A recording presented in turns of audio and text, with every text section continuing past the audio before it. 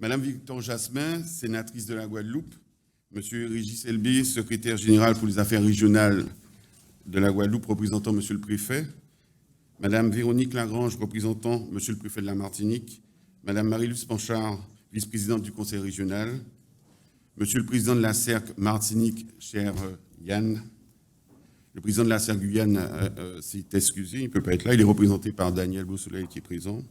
Mesdames, Messieurs les professionnels, les institutionnels présents ici et en visio, Mesdames, Messieurs, la CERC de Guadeloupe est très honorée de vous accueillir ici pour ce séminaire technique concernant la construction bois aux Antilles.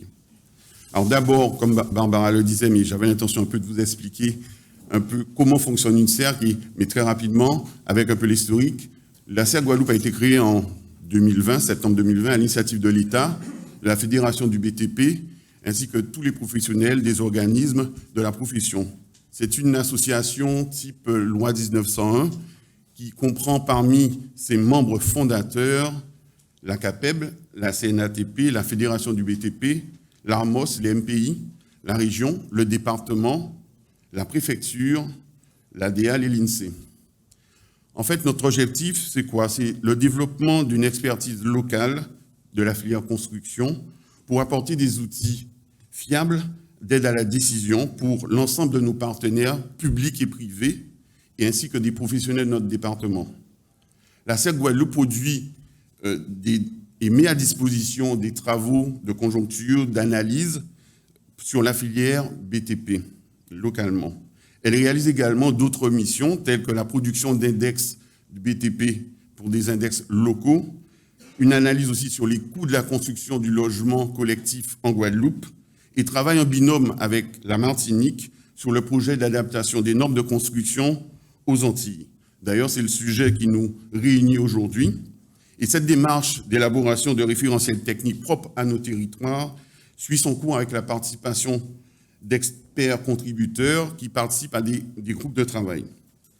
Les travaux normatifs menés par les CERC des Antilles allient réflexion sur le choix des matériaux, leur technique de mise en œuvre et puis leur résistance face aux aléas sismiques et cycloniques et leur durabilité.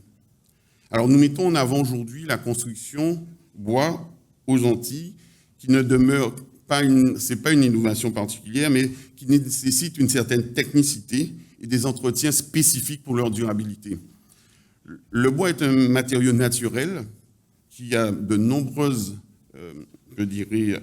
avantages, une bonne résistance thermique, un bon comportement face au séisme, mais en plus il possède un bilan carbone très bas, ce qui en fait un atout indéniable dans la réduction des émissions de gaz à effet de serre.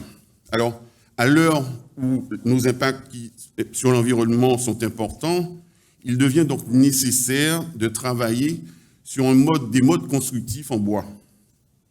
Je vais terminer en remerciant la CERC Martinique par sa présence à nos côtés pour ses travaux et pour la qualité de sa contribution, de sa collaboration.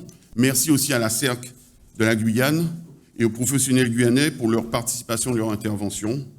Merci aussi à l'ensemble des intervenants et des participants. Et enfin, je vous souhaite de passer une excellente et studieuse matinée avec nous. Je vous remercie. Merci, Monsieur Frédéric.